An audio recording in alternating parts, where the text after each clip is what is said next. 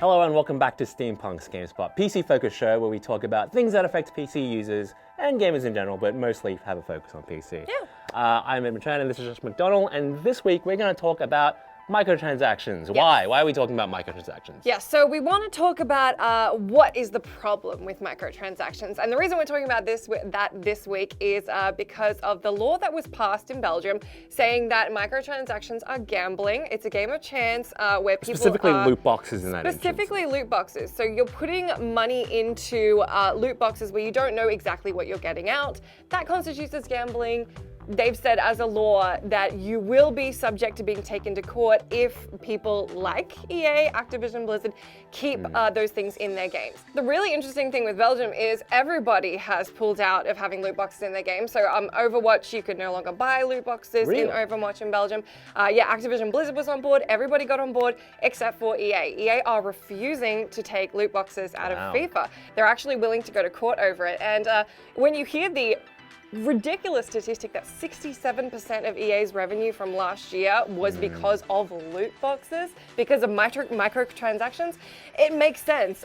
It's an interesting gaming world we're living in where that's the truth. But that's strange because I figure that Blizzard, would make a similar amount of money from Overwatch loot boxes. But the thing with difference between Blizzard and EA is that Blizzard's, as far as I know, like it's only tied to cosmetics, like in Overwatch, like costumes and emotes and all that kind of stuff. That EA, there is a little bit of progression in that. Obviously, there was the huge Battlefront drama about the loot boxes being tied to your skills and abilities in your game.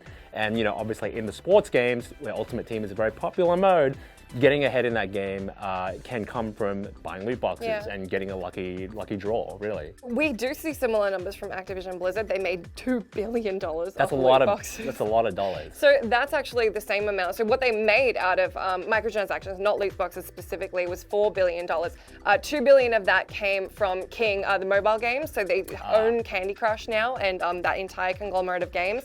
That was $2 billion. The other half, though, was from the PC console microtransaction market. But yeah, I can see why EA did try what they tried with Battlefront, because the entire point of these loot boxes and microtransactions is giving people incentive to want to buy them in the first place. Yeah, exactly. And I think keying onto that incentive part, while not coming off consumer unfriendly, is the balancing act with microtransactions. Yeah. So I think what they were hoping with Battlefront is what we've got, if we give people skill cards that make them better at the game, that's an is incentive. more incentive. But what they came off as was jerks. I think there are interesting ways to approach incentive that people like Epic are doing with Fortnite when they have limited time cosmetics. Yeah. So you can buy like a cool skin, a cool outfit, and it'll only be around for 24 hours. Yeah. You either buy it or you don't, and it doesn't come up again. But there's also that thing of actually making those cosmetics look really cool. Yes. And like if you love Fortnite, if you love Overwatch, and you have a favorite character, you want to buy the stuff that makes them look really cool and be proud of them and be proud of showing that in a match. Everybody hates loot boxes. Loot boxes are like not a thing that people are fans of. But you look at these numbers, people are buying them. Yeah, I would readily admit to buying too many Overwatch loot boxes, and it is like it's so annoying as a concept. That at the same time, there is an innate satisfaction in opening that loot box, watching that animation, and if you get something that you really, really want, or something that's really rare, you feel that feels really good.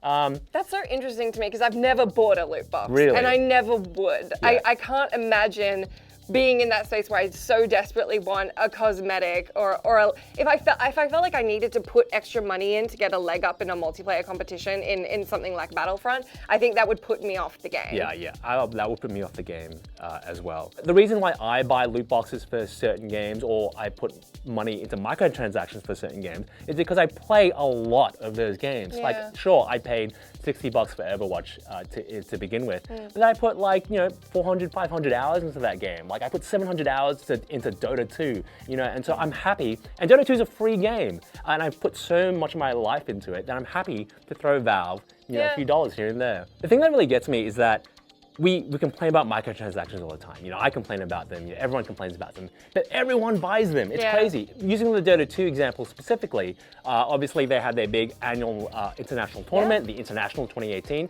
This year, the prize pool for that every year starts off at $1.6 million. Yeah. Like that's nothing. And the prize pool grows based on the sales of the Compendium Battle Pass, which Valve sells every year.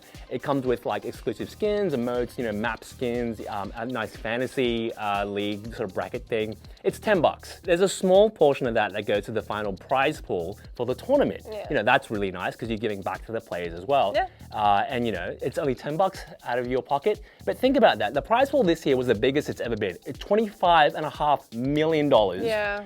On top of the initial $1.6 million. That's a lot. It's a lot. And considering that only a small portion of those that cost went to the actual prize pool, Valve must be making so much money off that. Money. And I think it's also great companies like that turning those profits into experiences that we want. Yeah. Like not just being like, I have a giant pile of money now, but taking that money and turning it into other games that we want to play, other experiences that we get to have from that developer. Yeah, or making those existing games better, look better, shinier, But given those billion-dollar amounts, there's a really good chance that a bunch of you guys watching have engaged in microtransactions, whether loot boxes or otherwise at some point. So let us know if you have, why you have, and if you feel like in general microtransactions are a good or a bad thing. Yeah, what kind of microtransactions you're willing to buy.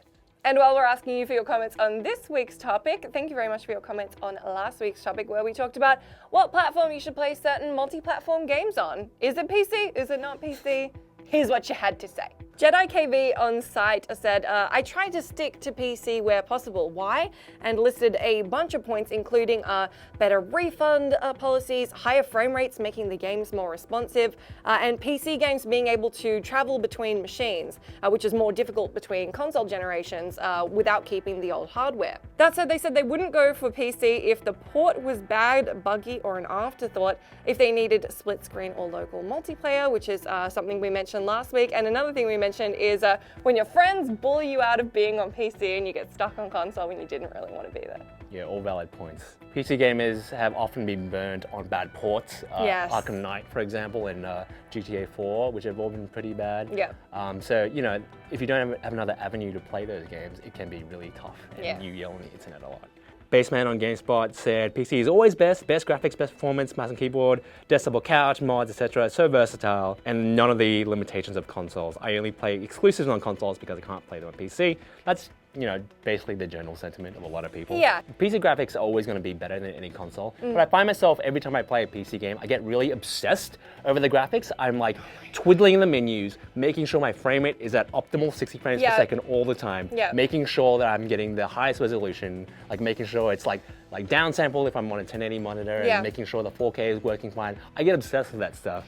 I have the frame counter in the bottom corner, making sure it never goes below 60. That's stuff I don't worry about on console because I know I can't affect it. So that's something that I like to avoid sometimes if I just want to sit down and enjoy a game without any hassles. We also got a comment from Chaos Blades on YouTube saying their preference was PC because in 20 years I can have a new PC and still play it without some proprietary hardware. Today I can still load up my original copy of games from 1995 on the same system I'm going to play Shadow of the Tomb Raider on. I totally relate to this because I love going back and playing like my old favorites from like the late 90s or 2000s, and having, as we've talked about in a previous episode, having sites like GOG that support those and still make really old games work, and just being able to have the same system running the coolest new game out there that runs like a dream and has the most amazing graphics you've ever seen, and something from 95 is really cool. Yeah, the compatibility can sometimes be an issue, but most of the time, like, PC games age forward. Do leave us your microtransaction related opinions and comments down in that section below, and let us know what you want us to talk about on the show next week. We will see you then. See ya.